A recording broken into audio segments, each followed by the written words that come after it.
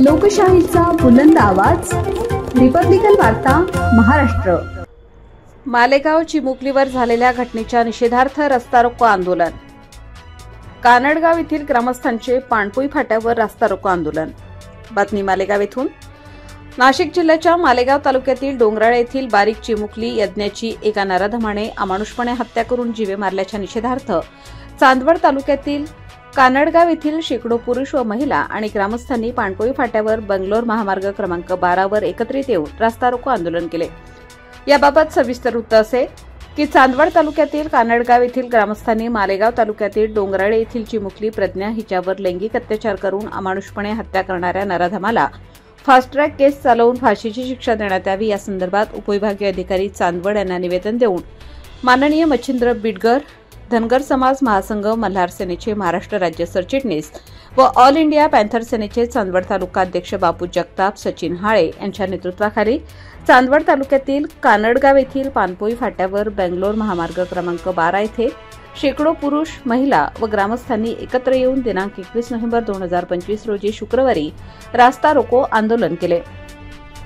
सदरचे आंदोलन सुमारे 1 तास सुरू होते। चांदवड पोलीस स्टेशनचे पीआय माननीय कैलास वाघ यांनी यावेळी कायदा व सुव्यवस्था बिघडू नये म्हणून चोख बंदोबस्त ठेवला होता। सदरचे आंदोलन हे कुठलेही गालबोट न लागता रास्ता रोको आंदोलन संपवून चिमुकली प्रज्ञा हिच्या आत्म्यास चिरशांती लाभो यासाठी श्रद्धांजली अर्पण करण्यात आली व आंदोलन मागे घेण्यात आले। यावेळी कानडगाव येथील पुरुष व महिला ग्रामस्थांनी उपस्थित राहून रास्ता रोको आंदोलनात सहभाग नोंदवला। काल दिलेल्या ग्रामस्थांनी 9 युवकांनी जो काही निवेदन दिलं होतं अधिकाऱ्यांना, पोलीस अधिकाऱ्यांनी, वस्तू खात्याला, तहसीलदार साहेबांना की आम्ही 2-5 मिनिटांसाठी रस्त्यावरती बसतोय आणि त्या माध्यमातून सगळे माझे ग्रामस्थ, परिसरातील माझे बांधव इथं आलेले, मी सगळ्यांचा आभार मानतो आणि मी आपले पीआय साहेब कैलासजी वाघ साहेब यांना विनंती करतो, साहेब आमच्या तीव्र भावना आपण लक्षात घेऊन वरिष्ठांना जेवढं कळवता येईल तुम्ही तीव्र भावनेने तेवढं कळवा आणि शासनाच्या माध्यमातून या नराधमाला किमान सोमवारी संध्याकाळपर्यंत 4 वाजेपर्यंत त्याला फाशी झाली पाहिजे हा आपण सगळ्यांनी निर्णय घेऊया। आणि मी प्रज्ञाला मी भावपूर्ण श्रद्धांजली ग्रामस्थांच्या माध्यमातून अर्पण करतो आणि थांबतो। धन्यवाद।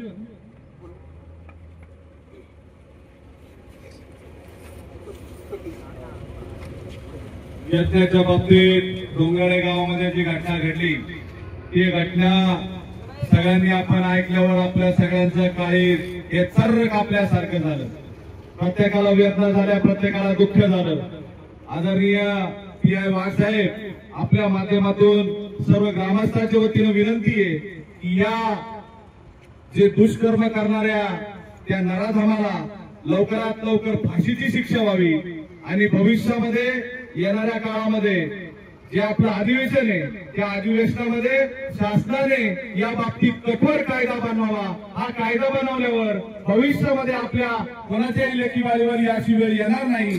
या माध्यमातून ही आमची मागणी आपण शासनाला कळवावी हीच आमच्या सर्वांच्या वतीनं आपल्याला विनंती करतो आणि यज्ञाला भावपूर्ण श्रद्धांजली व्यक्त करतो।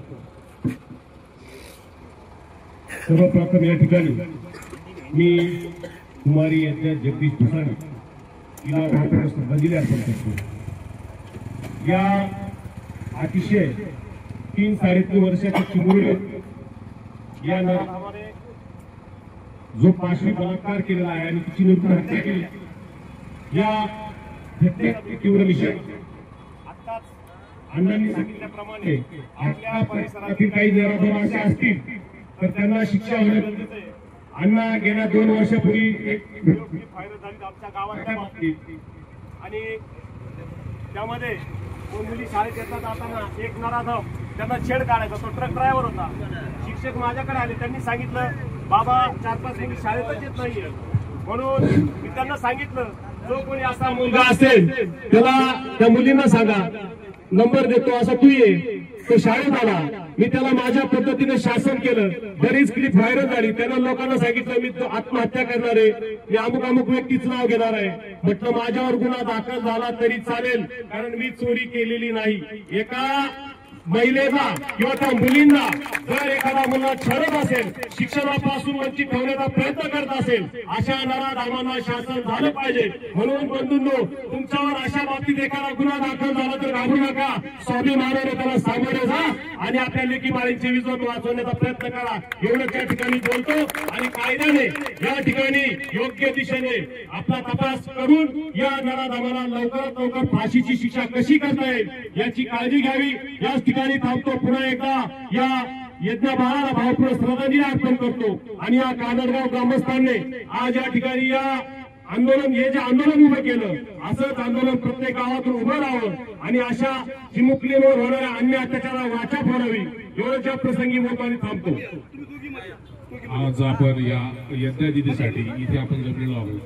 इथे जास्त बोलण्याचं काही व्यासपीठ नाही, पण वाघ साहेब मी ज्या रिपब्लिकन वार्ता महाराष्ट्र न्यूज साठी Muktaram Bagul, Nandgaon, Nashik. Subscribe now and press the bell icon. Never miss an update.